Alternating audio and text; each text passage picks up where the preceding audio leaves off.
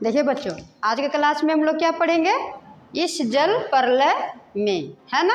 इसका लेखक क्या है, फणीश्वर नाथ रेणु। ये लेखक के बारे में हम लोग इसके पहले क्लास में हम लोग विस्तार पूर्वक हम लोग पढ़ चुके हैं, ठीक है।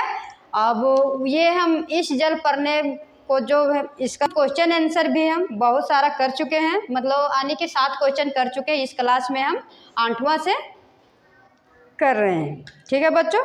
तो देखिए 8वां क्वेश्चन क्या कह रहा है वो हम लोग देखते हैं। जब लेखक को यह एहसास हुआ कि उसके इलाके में भी पानी घुसने की संभावना है तो उसने क्या क्या प्रबंध किए थे। मतलब लेखक को भी लगने लगा था, एहसास होने लगा था कि यहाँ मेरे इलाके में भी पानी घुसने वाला है, तो हमको मतलब पानी घुसने की संभावना हो रही है, तो वो क्या क्या बचाव के लिए प्रबंध करेंगे वो हम लोग देखते हैं। देखिए, जब लेखक को यह एहसास हुआ कि उनके इलाके में भी पानी घुसने की संभावना है तो उन्होंने क्या किए, आवश्यक वस्तुओं को जो यूज करते हैं हमेशा, है ना, आवश्यक वस्तुओं का संग्रह करना शुरू कर दिए, है ना। और उन्होंने मोमबत्ती, दिया सलाई, आलू, पीने का पानी और दवाइयाँ इत्यादि वस्तुएं जमा कर लिए थे, है ना, ताकि कि पानी होने के बाद हमको ये प्रॉब्लम ना हो। ये सब सामान जैसे रहने के बाद मतलब कि पानी में बाढ़ में फंस भी गए तो कहीं पे अच्छा जगह पे रहे हम लोग खा पी सकते हैं ना, तो मेन चीज़ जो था ज़रूरी का सामान वो इकट्ठा कर लिए थे। उसमें से क्या था, मोमबत्ती भी था, जैसे कि जब वहाँ पे पानी भर जाएगा तो वहाँ पे तो ये हो सकता है पानी की वजह से लाइट भी ना हो, तो इसलिए मोमबत्ती का व्यवस्था किए। सलाई जानते हैं, सलाई माचिस को बोलते हैं। आलू तो जानते ही कि सब्जी का राजा, आलू के बिना कुछ तो होता नहीं है, कुछ भी बनाइए तो आलू मिक्स करना ही पड़ता है, इसलिए वो आलू रख लिए। पीने का पानी रख लिए, दवाइयाँ आदि इत्यादि वस्तुएं जमा कर लिए थे।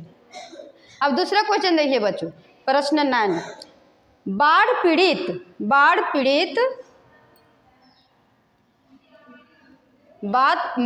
पीड़ित क्षेत्र में कौन कौन सी बीमारियां के फैलने की आशंका रहती है। जब बाढ़ हो जाता है, मतलब बाढ़ आने के बाद मतलब क्या क्या बीमारी कौन सा होने का आशंका मतलब संभावना रहता है, उसके बारे में बताया गया है। तो हम लोग देखते हैं कौन कौन है सो। देखिए, बाढ़ पीड़ित क्षेत्र में अक्सर पकाही घाव हो जाते हैं। गंदे पानी से लोगों के पाँवों में, उंगलियों में गल जाते हैं, जैसे नहीं होता है कोवा लग जाना, पानी लग जाना, जो ऊपर का मांस जो होता है ना अपने आप वो दिन प्रतिदिन पूरा निकलने लगता है, वही है पानी से के ही कारण होता है। वो पाँवों की उंगलियां गल जाती है और तलवे में भी घाव हो जाता है। तलवा भी है ना, तलवा में भी चीना जैसा हो जाता है, धीरे धीरे वहाँ का मांस पानी के कारण निकलते जाता है।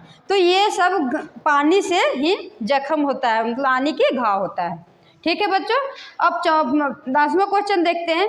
नौजवान के पानी में उतरते ही कुत्ता भी पानी में कूद गया। हम लोग कहानी पढ़े थे, उसमें कितना हंसी आया था ना ये कुत्ता लेकर।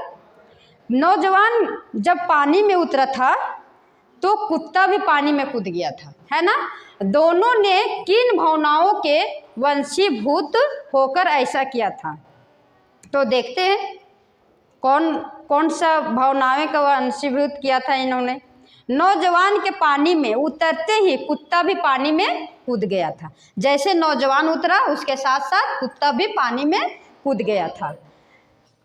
यह दोनों के बीच गहरे प्रेम और आत्मीयता का प्रतीक था, मतलब दोनों में गहरे प्रेम था, एक दूसरे के बारे में बहुत अच्छा से जानते थे, जिससे हमको गहरा प्रेम रहता है ना, छोटा से छोटा बात बताते हैं हम लोग, है ना, और वो बताने के बाद दुख हो या सुख हो मन को हल्का होता है। ऐसा ही ये बोल रहे कुत्ता और वो नौजवान में था। दोनों के बीच गहरे प्रेम और आत्मीयता का प्रतीक है। वे एक दूसरे के बिना नहीं रह सकते थे, बोले ना, मतलब इन लोग का इतना प्रेम था ना कि एक दूसरे के बिना मतलब अधूरा रहते थे वो, और यह व्यवहार उनके अटूट बंधन को दर्शाता था। जो इन लोग को व्यवहार जो था, जब अलग अलग जब हो जाते थे तो उन लोग को अटूट बंधन को दर्शाता था, मतलब दुख तकलीफ होता था जब अलग अलग होते थे। इसलिए उन लोग एक साथ हमेशा मतलब एक दूसरे के बिना नहीं रह सकते थे। ठीक है बच्चों, इससे आगे का क्वेश्चन हम अगला क्लास में करेंगे। Okay bye, thank you.